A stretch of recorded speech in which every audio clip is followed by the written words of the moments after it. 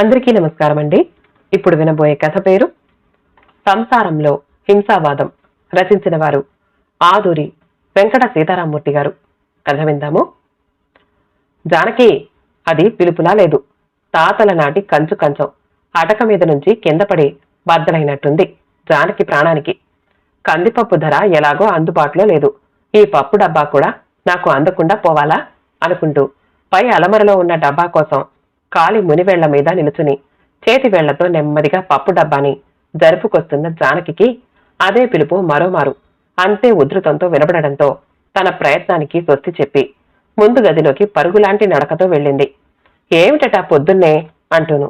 నా పర్స్లోని 50 రూపాయల నోటు గాని తీశావా? చిందులు తొక్కుతూ అడిగాడు రామచంద్రం. ఇంతేనా? ఇంకేదో అయిపోయిందని హడలి చచ్చాను అంది తాపీగా. ఇంతకీ తీశావా లేదా? తీశాను. పొద్దున్నే కూరల వాడొస్తేను చంపేశావు. అసలే నెలాఖరు. జేబులో ఉన్న ఆఖరి నోటు కాస్త నువ్వు మార్చేస్తే నేనివాళ మెప్పెట్లో పెట్రోల్ పోయించుకోవడం ఎలాగా? ఆఫీస్కి వెళ్ళడం ఎలాగా? నిన్ననే పెట్రోలు రిజర్వ్లోకి వచ్చింది అంటూ గాలి తీసిన బెలూన్లా ఈజీ చైర్లో కూలబడ్డాడు రామచంద్రం. ఆ సంగతి నాకేం తెలుసు? మీ దగ్గర ఇంకా ఉన్నాయనుకున్నాను అంది జానకి అమాయకంగా ముఖం పెడుతూ. బాగానే ఉంది సంబడం. నాకొచ్చే జీతానికి పర్సు కాక బ్యాంకులో వేరే లాకర్ కూడా మెయింటైన్ చేస్తున్నాననుకున్నావా? అయినా నిన్న అనుకునే ఏం లాభం? ఆ మొపెడ్ కొన్న దగ్గర నుంచి ఖర్చు తడిసి మోపెడవుతూనే ఉంది.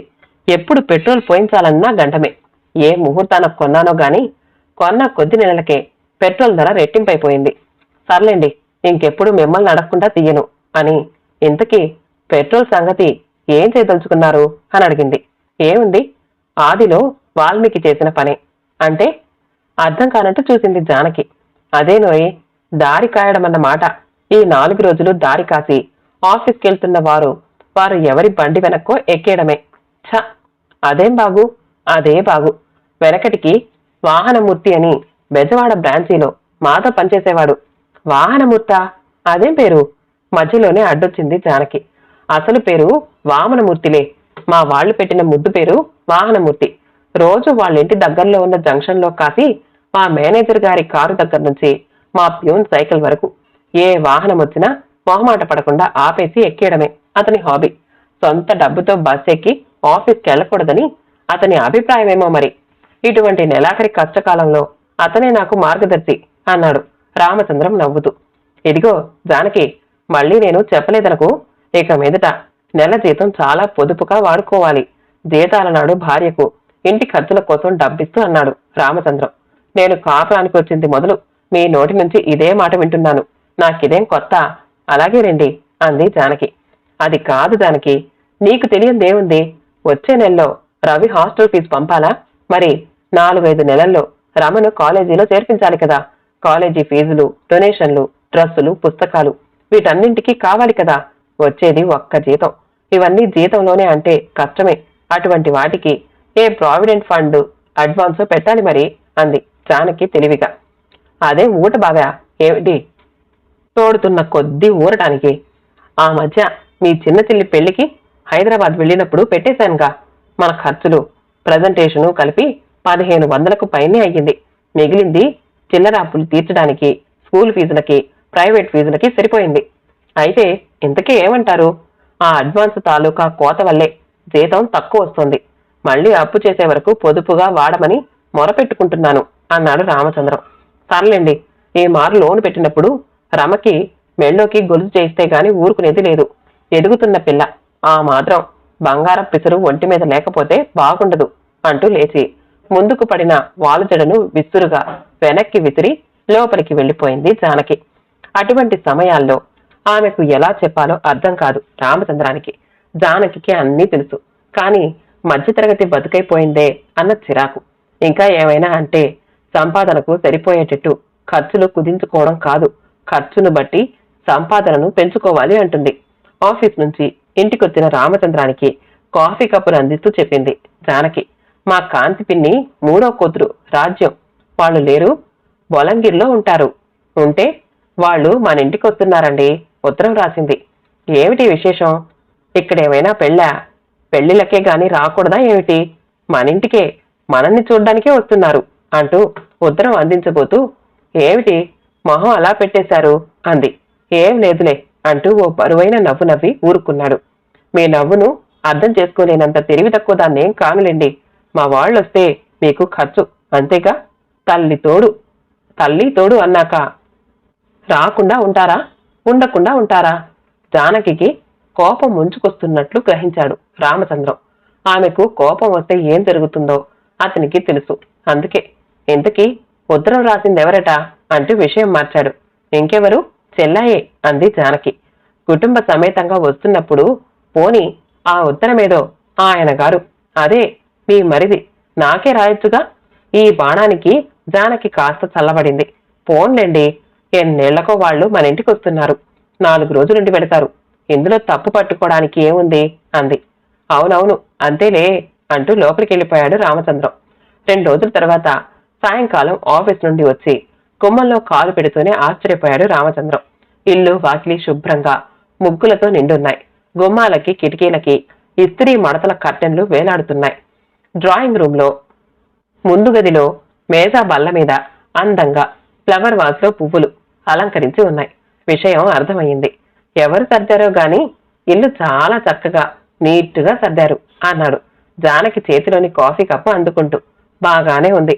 మన ఇల్లు ఇంకెవరో ఎందుకు సర్దుతారు, నేనే సర్దాను అంది జానకి మెప్పుకోలుకి ఆనందపడిపోతూ. 3 నెలల తర్వాత ఇవాళ ఊరంతా కూడా శుభ్రం చేశారు సుమి. రోడ్లంతా అద్దంలా తుడిచి చెత్త అంతా లారీలో తీసుకుపోయారు. మనలో వాడే, మనం ఎన్నుకున్నవాడే.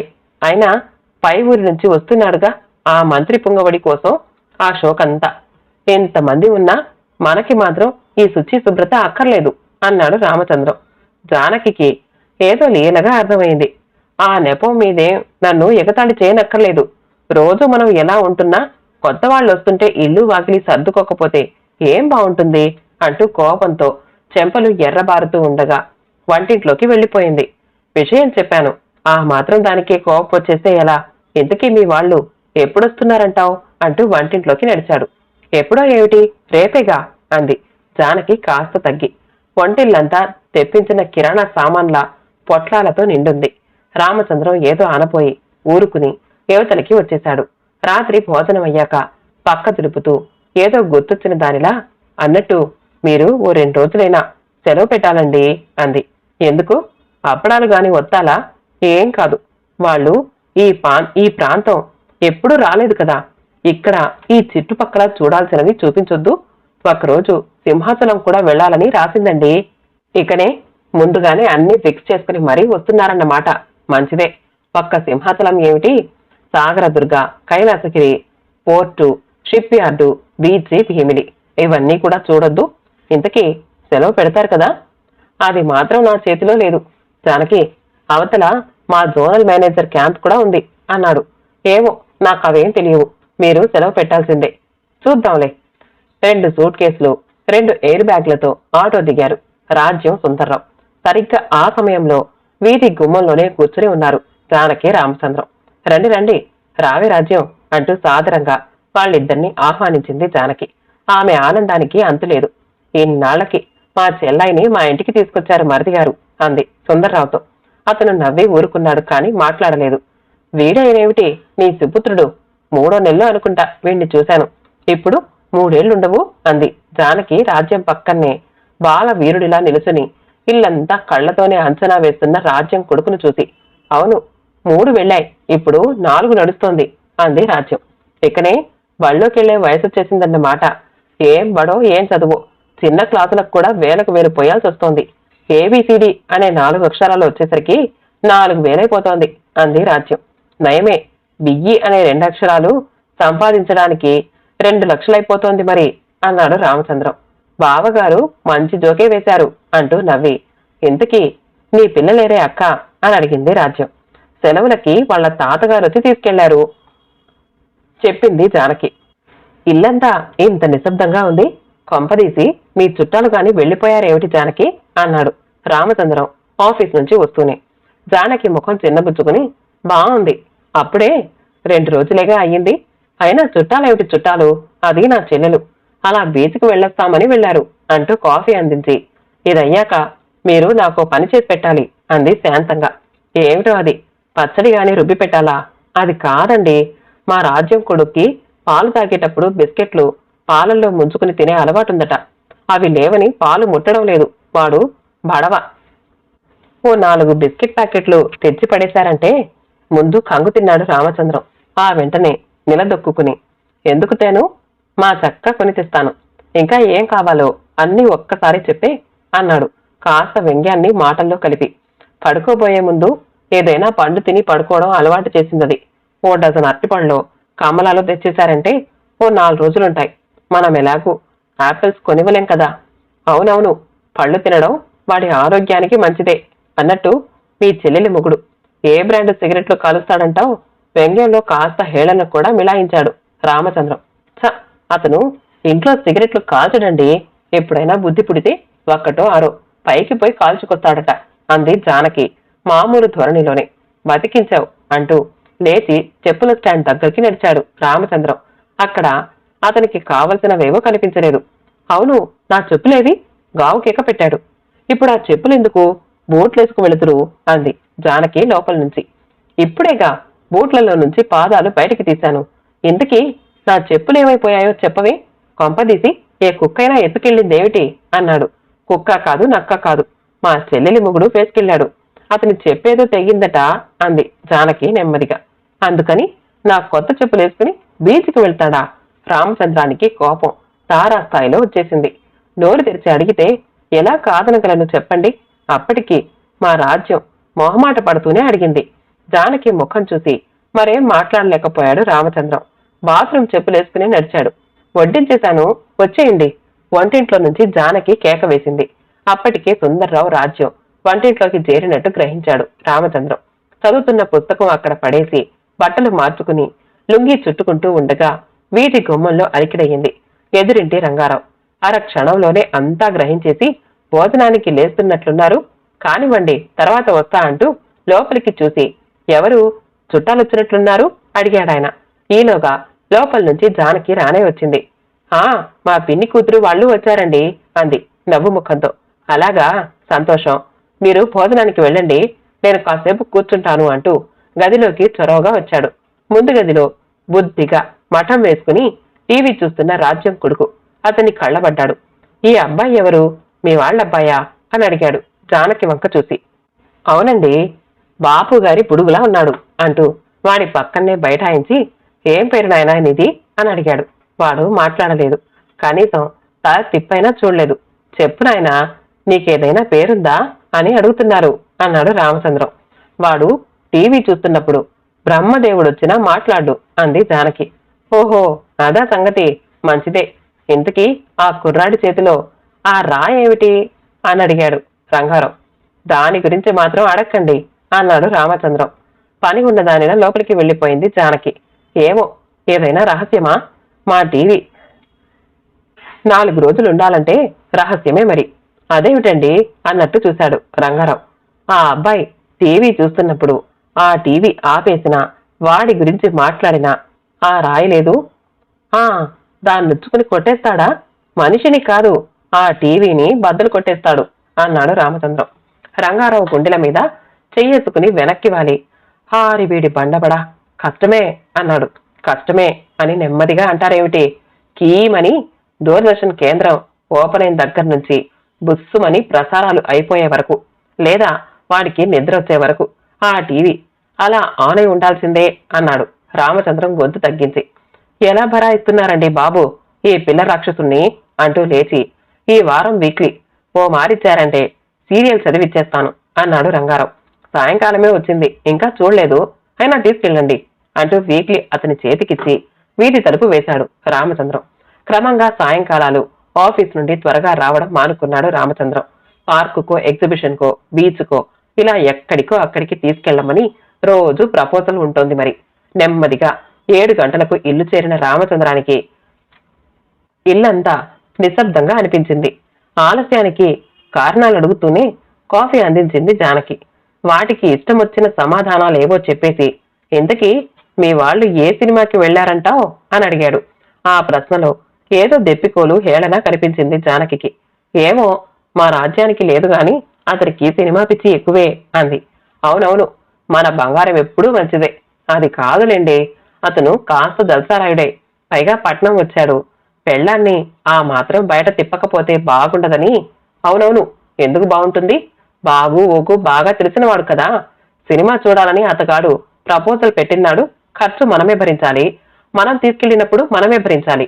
వాళ్ళు అనుకున్నప్పుడు మాత్రం వాళ్ళొక్కళ్లే చూసొచ్చేస్తారు అన్నాడు రామచంద్రం ఈ మధ్య జరిగిన సంఘటనలు గుర్తు తెచ్చుకుని. పోనిద్దరు, ఏదో కుర్రతనం. ఖర్చు మనిషే కాని డబ్బుకు చూసుకునే మనిషిలా కనిపించడు. అన్నట్టు ఇవాళో రేపు వెళ్ళిపోతాడట. ఏమిటి, అతనొక్కడే? మరి రాజ్యం? ఆశ్చర్యంగా అడిగాడు. ఆఫీస్ పని మీద ఏదో ఊరెళ్ళాలట, తిరిగొచ్చి తీసుకెళ్తాడట అంటూ గొంతు స్థాయి తగ్గించి. మీరు చిన్న సాయం చెయ్యాలట అంది. ఏమిటి అన్నట్టు చూశాడు రామచంద్రం. ఓ 500 అప్పుగా కావాలట. అనుకోని ఖర్చేదో తగిలిందట. తిరిగొచ్చి తీర్చేస్తాడట. మిమ్మల్ని అడగడానికి మొహమాటపడి రాజ్యం చేత అడిగించాడు అంది జానకి. రామచంద్రం ముఖం అదోలా పెట్టడం చూసి, ఎలాగో చూడండి, లేదంటే ఆ మాత్రం లేకుండా పోయాయనుకోవచ్చు. వాళ్ల దృష్టిలో మీది పెద్ద ఉద్యోగమే కదా అంది. రామచంద్రం మరి మాట్లాడలేదు. ఆదివారం సాయంకాలం ఇళ్లలో టీవీ, సినిమాల గోల తప్ప రోడ్లన్నీ నిర్మానుష్యంగా నిశ్శబ్దంగా ఉన్న వేళ వీధి అరుగు మీద కేన్ కుర్చీ వేసుకుని కూర్చుని ఆకాశం వంక చూస్తున్నాడు రామచంద్రం. ఏమిటోయ్ రామచంద్రం, ఏమిటలా ఒక్కడివే కూర్చున్నావు అంటూ వచ్చాడు రంగారావు. గోల లేక ఏం తోచక అన్నాడు రామచంద్రం. భలేవాడివే, మీ వాళ్ళు మీ చుట్టాలు కనిపించరే? గుళ్ళోకెళ్లారులా ఉందిలేండి అన్నాడు. శుభం, అయితే ఓ చిన్న ఉపకారం చేసి పెట్టాలోయ్ అంటూ అక్కడున్న స్టూల్ లాక్కుని కూర్చున్నాడు. ఏమిటో, వాళ్ళు రాగానే ప్రసాదం తెచ్చివ్వమంటారా? బాలే జోకేస్తావోయ్. అది కాదు కాని నాకీ కీళ్ల నొప్పులు వదలటం లేదనుకో. మా హోమియో డాక్టర్ ఏమో ఊరికి ఆ కొసని, నేను ఈ కొసని. రాబోయే ముప్పేదో సుమారుగా ఊహించగలిగాడు రామచంద్రం. అంత కష్టమైతే డాక్టర్ని మార్చేరాదటండి అన్నాడు. అది కుదరదే, ఆయన నాకు చిన్నప్పటి నుంచి తెలిసిన డాక్టరాయే. మీ చిన్నప్పటి నుంచి ఆయనే డాక్టరా? మీకే 65 ఏళ్లుంటాయి, మరి ఆయనకెన్నుంటాయో అన్నాడు ఆశ్చర్యంగా. ఎన్నో ఎందుకుంటాయి, నా ఈడువాడే. ఇద్దరం ఒకే బడిలో కలిసి చదువుకున్నాం. నేనేమో చదువు సగంలో ఆపేసి ఎరువుల కంపెనీలో చేరి అక్కడే రిటైర్ అయ్యి ఇలా కుటుంబానికి దేశానికి బరువై ఉన్నాను. అతగాడేమో ఆయుర్వేదం హోమియోపతి నేర్చుకుని హస్తవాసి గల డాక్టర్గా పేరు తెచ్చుకుని రిటైర్మెంట్ అన్నది లేకుండా హాయిగా ఉన్నాడు. అంచేత నీ మొప్పెడ్ ఓ మారిచ్చావంటే 1/2 గంటలో తెచ్చిచ్చేస్తాను అన్నాడు. ఇవ్వను అనడానికి వెంటనే కారణం దొరకలేదు రామచంద్రానికి. సరే తీసుకెళ్ళండి.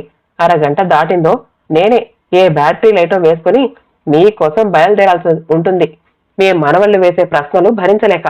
వాళ్ల మొహం, నాకు డ్రైవింగ్ సరిగ్గా రాదని దేనికైనా గుద్దించేస్తానని వాళ్ళ నమ్మకం. 1/2 గంట ఎందుకు, 25 నిమిషాల్లో నీ ముందుండను అంటూ తాళం చెవులు అందుకుంటూ, ఇంతకీ బండిలో పెట్రోల్ ఉంది కదా అని అడిగాడు. ఉందిలేండి. ఏమి లేదు, లేకపోతే పోయిద్దామని అన్నాడు రంగారావు తాపీగా. అటువంటి తెలివితేటలు మాటకారితనం రంగారావులో పుష్కలంగానే ఉన్నట్టు రామచంద్రం అంతకుముందే గ్రహించాడు. ఎందుకైనా మంచిది పోయించేయండి, తీరా చాలకపోతే మీరు ఇబ్బంది పడతారు అన్నాడు. ఎందుకు? చాలకపోతేగా, సరిపోతుందని అన్నావుగా, వస్తానోయ్ మరి అంటూ గుమ్మం దాటేశాడు రంగారావు. 20 నిమిషాలు దాటింది. 1/2 గంట కూడా అయ్యింది. రంగారావు మాత్రం అయిపులేడు. రామచంద్రంలో సహనం నశించిపోతోంది. అయ్యో రామా, లైట్ అయినా వేసుకోకుండా చీకట్లోనే కూర్చున్నారా అంటూ వచ్చింది జానకి. బావగారు కరెంటు పొదుపుగాని చేస్తున్నారేమో అక్క అంది రాజ్యం నవ్వుతూ. రామచంద్రానికి మండుకొచ్చింది. మరే, ఇవాళ పొదుపు చేస్తేనేగా రేపొద్దున ఎవరికోసమైనా ఖర్చు పెట్టగలం. డబ్బు లేకపోతే ఎవ్వరూ చూడరు, చివరికి చుట్టాలు కూడా అన్నాడు. నువ్వెళ్ళు రాజ్యం, పిల్లాడు ఆకలి అంటున్నాడు, వాడికి అన్నం పెట్టి నేను కాసేపు కూర్చునొస్తాను అంటూ సర్ది చెప్పి ఇల్లు చీకటిగా ఉండి వీధి గుమ్మంలో మీ వాహనం కనిపించకపోతేను ఎక్కడికైనా వెళ్లారేమో అనుకున్నా సుమండి అన్నది జానకి. వెళ్లిపోవలసిన వాడినే, నాకు ఆ ఛాన్స్ దక్కనీయలేదు ఆ ఎరువుల రంగారావు. ఏమిటి, మళ్ళీ ఆయనకి బండిచ్చారా? పోయినసారి యాక్సిడెంట్ చేసుకుని తీసుకొస్తే ఖర్చు తడిసి మోపెడయింది. మళ్ళీ మరోమారు ఇవ్వనని ఒట్టేసుకున్నారుగా. తెల్లారు లేచి ఆయన ఏదో ఒకటి అడుగుతూనే ఉంటాడు. ఎన్నని లేవని చెప్పడం, ఒట్టు తీసి గట్ల మీద పెట్టేట్టు చేస్తాడు. ఇంతకీ ఆయన ప్రతి వస్తువు ఎందుకు అడుగుతాడో తెలుసా? ఎందుకని? ఆయన గారు ఎరువుల కంపెనీలో పనిచేసి రిటైర్ అయ్యాడుగా. బాగానే ఉంది. ఎరువుల కంపెనీ అంటే వస్తువులు ఎరువు తెచ్చే కంపెనీ కాదు, ఫెర్టిలైజర్ కంపెనీ. ఆహా, నేను ఇదేనేమో అనుకున్నాను అంటూ లేచాడు రామచంద్రం నవ్వుతూ. రామచంద్రం ఇచ్చిన 500 పట్టుకుని ప్రయాణమయ్యాడు సుందర్రావు. నేను నీతో వస్తానన్నా అని వెంటబడ్డ కొడుకుని బుజ్జగించి 4 రోజుల్లో వచ్చేస్తాను, మనమంతా కలిసి వెళ్ళిపోదాం అంటూ వాడి చేతిలో ఓ 2 రూపాయల నోటుంచి రైలెక్కేశాడు. అలా వెళ్లినవాడు 4 రోజులు కాదు కదా, 10 రోజులైనా తిరిగి రాలేదు. ఆ రోజు రామచంద్రం ఆఫీస్కెళ్లడానికి మొప్పెడ్ తీయబోతూ అవాక్కై నిలుచుండిపోయాడు. ఆ వెంటనే జానకి అంటూ కేక పెట్టాడు. ఏమిటి అంటూ వచ్చిన జానకి మొప్పెడ్ ని చూపించాడు. అమ్మో, నిక్షేపం లాంటి సీటు ఎవరు కోసేశారు అంటూ ఆశ్చర్యపోయింది. ఇంకెవరు, మీ పిల్ల రాక్షసుడే. నేను బయటికి వెళ్తున్నప్పుడు తీసుకెళ్లమని పేచి పెట్టాడు కదా, తీసుకెళ్లలేదని నా వైపు ఎలా చూశాడో తెలుసా? వాడి చూపే రాక్షసు చూపు.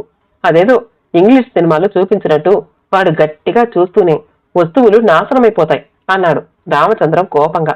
అంతవరకు కిటికీలో కూర్చొని అలారం టైం పీస్ లో గంట ఎక్కడుందో వెప్పి చూసే ప్రయత్నంలో ఉన్న పిల్ల రాక్షసి రామచంద్రం మాటలకు పిల్లిలా కిందకు దూకి లోపలికి పోయాడు.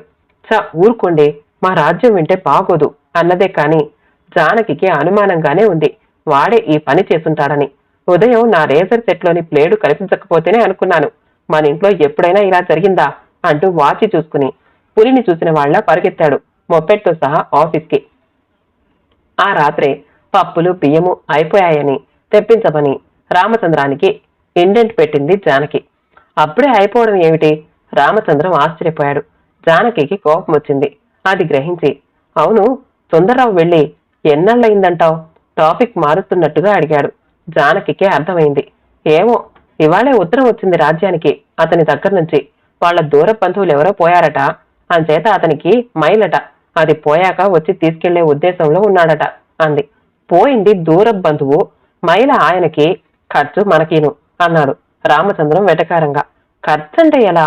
ఆ మాత్రం తల్లి తోడు రాకుండా ఉంటారా? రావచ్చు, రాకూడదని రావద్దని ఎవ్వరూ అనరు. అవకాశాన్ని బట్టి వారం రోజులు 10 రోజులు ఉండి వెళ్ళొచ్చు. అంతేగాని నెలల తరబడి కుటుంబాలతో వచ్చేసి తెచ్చుకున్న డబ్బంతా జల్సాలు చేసేసి తిన్న ఇంట్లోనే అప్పు చేసి మరీ అయిపు లేకుండా పోతేనే ఇబ్బంది. మనమంతా నెల జీతం మీద ఆధారపడి తినేవారమని మాత్రం మర్చిపోకూడదు. అయితే ఏమిటంటారు? అలా అని బంధుత్వాల్ని తెంపేసుకుంటారా? కోపం పట్టలేక అడిగింది జానకి. బంధుత్వాన్ని డబ్బు ఇబ్బంది కారణంగా తెంపేసుకుంటే ఈ దేశంలో 300 జనాభా ఏ బంధనాలు లేకుండా ఉండేవారు. నేను చెప్పేదేమిటంటే, చుట్టపు చూపుగా వచ్చిన వాళ్ళు అభిమానం ఆప్యాయతల్ని ఇచ్చిపుచ్చుకునే ధోరణిలో ఉంటే అందరికీ బాగుంటుంది, మర్యాదలు దొక్కుతాయి. వచ్చిన వారి తిండి ఖర్చు మాటలు ఎలా ఉన్నా వాళ్ల షికార్లు ఖరీదైన అలవాట్లు కూడా భరించాలంటే కష్టమే మరి. రామచంద్రం మాటలకు జవాబివ్వలేదు జానకి. అటు తిరిగి పడుకుంది. ఏవోయ్ రామచంద్రం, ఇదిగో, ఏమిటలా అపరాధిలా తలంచుకుని మరీ వెళ్ళిపోతున్నావు? రంగారావు కేకలకు ఆగి వెనక్కి చూశాడు రామచంద్రం. ఆఫీస్ నుంచేనా నడిచొస్తున్నావు? నీ బండేది? అతడే అడిగాడు. మెకానిక్కి ఇచ్చానులేండి. ఏం రిపేరట?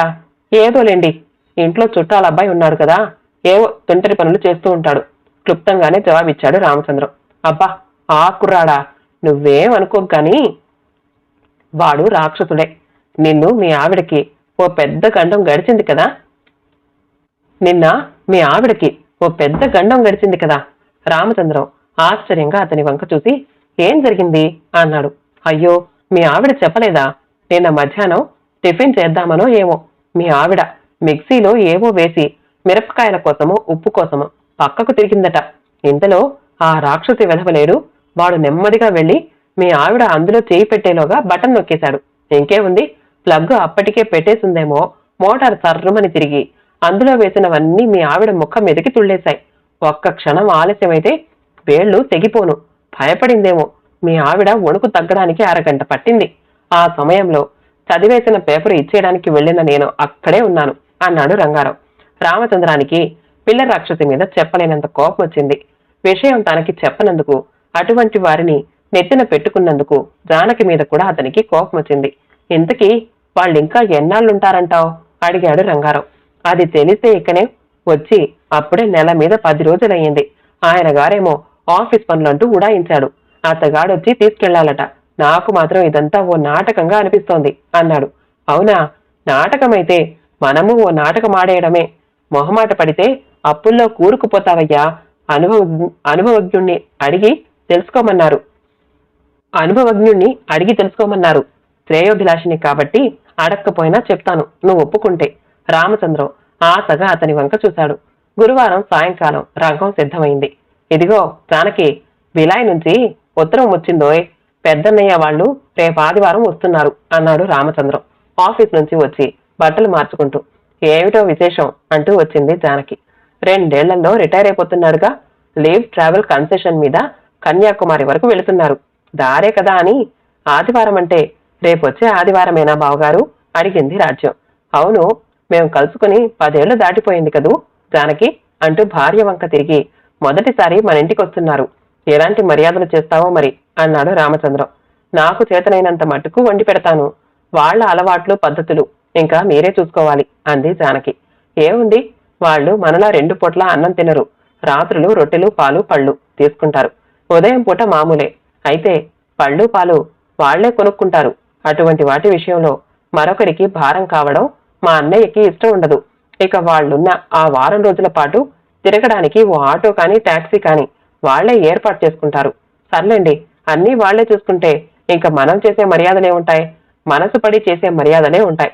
మన పెద్ద గది ఖాళీ చేసి వాళ్ల కోసం కేటాయిద్దాం. మా అన్నయ్యకి ఇల్లు నీట్ గా నిశ్శబ్దంగా ఉండాలి. ఈ 24 గంటలు టీవీ అంటే అస్సలు పడదు. అంచేత ఈ వారం రోజులు దాన్ని బంద్ చేయాలి. బాగానే ఉంది. బంధువులు వస్తూ ఉంటే సరదా పడాలి కానీ ఇలా భయపడేటట్లు చేస్తే ఎలా అంటూ జానకి వంటింట్లోకి నడిచింది. రామచంద్రం అక్కడే ఉన్న రాజ్యం వంక తిరిగి గొంతు తగ్గించి, మా వాళ్ళు వెళ్లేటప్పుడు సంతోష పెట్టడంలో ఘనులు. క్రితం సంవత్సరం వీళ్ళు ఢిల్లీలోని మా చిన్నన్నయ్య వాళ్ళ ఇంటికి వెళ్లి 2 రోజులున్నారట. వచ్చేటప్పుడు మా చిన్న వదినకి 2000 రూపాయల చీర పెట్టారట అన్నాడు. రాజ్యం కళ్ళు విప్పార్చి రామచంద్రం వంక చూసింది. ఆ మర్నాడు ఉదయం లేస్తూనే అక్కర్లేని పాత న్యూస్ పేపర్లు పుస్తకాలు ఒక కట్ట కట్టి పేపర్ల వాడొస్తే అమ్మేయమని భార్యకు పురమాయించాడు రామచంద్రం. సాయంకాలం ఆఫీస్ నుండి వస్తూనే పెద్ద గది సర్ది ఎప్పుడో గాని ఉపయోగపడని కొంత సామాను అటకెక్కించేశాడు. అమ్మయ్య, ఇన్నాళ్లకి మోక్షం కలిగింది. ఎవ్వరూ కలిసిరాక ఒక్కదాన్ని చేయలేక ఊరుకున్నాను అంది జానకి నవ్వుతూ. ఆ రాత్రి రామచంద్రం భోజనం చేసే సమయంలో జానకి అంది, రాజ్యం రేపు వెళ్ళిపోతానంటోందండి. అప్పుడే ఏమిటి తొందర అంటూ రాజ్యం వంక చూసి, మీ ఆయన రావాలిగా. కొంపదీసి మా అన్నయ్య వాళ్ళొస్తే ఇల్లు చాలదని వెళుతున్నావా అని అడిగాడు. అదేం కాదు, నేనెలాగూ వెళ్లాలని అనుకుంటున్నాను. ఆయన మళ్ళీ ఇంత దూరం బోలెడు ఛార్జీలు పోసుకుని రావాలి కదా అంది రాజ్యం. మరి నా 500 మాట ఏమిటి అనబోయి, మరి నువ్వు ఒంటరిగా ప్రయాణం చేయగలవో లేదో చూసుకో, నేనిక్కడ రైలెక్కించేస్తాను అంటూ గ్రీన్ సిగ్నల్ ఇచ్చాడు రామచంద్రం. ఏమిటోనండి, నేను నాళ్లుగా సందడిగా అలవాటైపోయి ఇల్లంతా నిశ్శబ్దంగా బోసిపోయినట్లుంది అంది జానకి శనివారం సాయంకాలం. నాళ్ళేం కర్మ, 1.5 పైన అయ్యింది అంటూ సవరించాడు రామచంద్రం. మీకన్నీ వేళాకొళమే గాని ఎవరైనా వాళ్ళకి లేక వస్తారేమిటి చుట్టాలింటికి అంది ముఖం మీదికి సీరియస్నెస్ తెచ్చిపెట్టుకుని. లేక కాకపోయినా కొన్ని లోట్లు భర్తీ చేసుకుందుకు కూడా వస్తారని ఈ మధ్య తెలిసింది అన్నాడు రామచంద్రం విషయంలోకి లాగుతూ. ఏమిటి మీరనేది రెట్టించింది జానకి. రామచంద్రం బీర్వా తెరిచి మడిచున్న కాగితాన్ని తెచ్చి జానకి చేతిలో పెట్టి, ఇది చదువు అన్నాడు. అది సుందర్రావు రాజ్యానికి రాసిన ఉత్తరం తాలూకు జిరాక్స్ కాపీ. ప్రియమైన రాజ్యానికి, ఈ ఆదివారానికి ఇల్లు విడిచిపెట్టి నెలవుతోంది. ఈ నెల కిరాణా సామాను తెచ్చుకోలేదు కాబట్టి రేపు ఫస్ట్కి జీతం అందాక పాత బాకీ తీర్చేస్తే షాపు వాడు మళ్లీ సరుకులు ఇస్తాడు. క్రితం నెల మా అత్తయ్య వాళ్ళు మన మీద దండెత్తడం కాదు కానీ మనకి ఈ నెల అజ్ఞాతవాసమే అయ్యింది. మీ అక్కయ్యకు ఏం చెప్తావో మరి. వీలు చూసుకుని వచ్చే నీ సుందరం. అంటే వీళ్ళు చుట్టపు చూపుగా కాకుండా ఈ నెల 15 రోజులు మన ఇంట్లో గడిపేయడానికే వచ్చారన్నమాట ఆశ్చర్యపోతూ అంది జానకి. ఏమో మరి, ఉత్తరం మాత్రం నిజం. వారం రోజుల క్రితం అది నా పుస్తకాల గుట్లో పడుంది. బహుశా రాజ్యం కొడుకే పడేస్తుంటాడు. అనుకోకుండా చదివిన ఒక నాటకం చూసినట్టే ఫీల్ అయ్యాను. నీకు కూడా చూపించడానికే జిరాక్స్ కాపీ తీయించి వాళ్ల ఉత్తరం వాళ్ల బ్యాగ్ లో పడేశాను నెమ్మదిగా చెప్పాడు రామచంద్రం. బొత్తిగా నమ్మలేకుండా ఉన్నాను సుమండి. క్రితం నెల వాళ్ల చుట్టాలెవరో వచ్చి వాళ్లని ఇబ్బంది పెట్టానని ఈ నెల మనింటికి వచ్చేస్తారా? ఆశ్చర్యం ఏమీ లేదు. రోజులెలా ఉన్నాయి. బంధువుల మధ్య వ్యాపారం సంబంధాలే కాని రక్త సంబంధాలు ఉండటం లేదు అన్నాడు రామచంద్రం. ఇప్పుడు కూడా మీ అన్నయ్య వాళ్ళు వస్తున్నారనే బయలుదేరింది కానీ లేకుంటే మరో వారమైనా ఉండేదే అంది జానకి. నేను అందుకే మీ వాళ్ళ నాటకానికి నాటకీయంగానే తెరదించేశాను అన్నాడు రామచంద్రం. జానకి లీలగా అర్థమైంది. అంటే మీ అన్నయ్య వాళ్ళు రావటం లేదా? అంతేగా మరి నవ్వేశాడు రామచంద్రం. ఆదివారం ఉదయం తీరిగ్గా అరుగు మీద కూర్చుని జానకి రామచంద్రం న్యూస్ పేపర్ని సగం పంచుకుని ఎడాపెడా చదివేస్తున్న సమయంలో టెలిగ్రామ్ సార్ అంటూ టెలిగ్రామ్ ఇచ్చి సంతకం తీసుకుని వెళ్లాడు మెసెంజరు. చదివి నిర్లిప్తంగా జానకి వంక చూశాడు రామచంద్రం. అబద్ధాలాడినా, హాని చేసే మాటలు మాట్లాడినా తదాస్తు దేవతలుంటారా వెధవా, అలా అనకూడదు అంటూ చిన్నప్పుడు బామ్మ మొటిక్కాయ వేయడం గుర్తొచ్చిందతనికి. ఎక్కడి నుంచండి టెలిగ్రాము? ఏముందందులో అడిగింది జానకి అనుమానంగానే. కలకత్తా నుంచి మా చిన్న మామయ్య కొడుకు అప్పలరాజు సకుటుంబంగా వస్తున్నాడు. పనేదో ఉందట. గాలి తీసిన బెలూన్లా అయిపోయింది జానకి. కథ సమాప్తమండి. కథ నచ్చితే మా ఛానల్ని లైక్ చేయండి, షేర్ చేయండి, కామెంట్ చేయండి, సబ్స్క్రైబ్ చేసుకోండి. మళ్ళీ కలుద్దాం ఇంకో మంచి కథతో.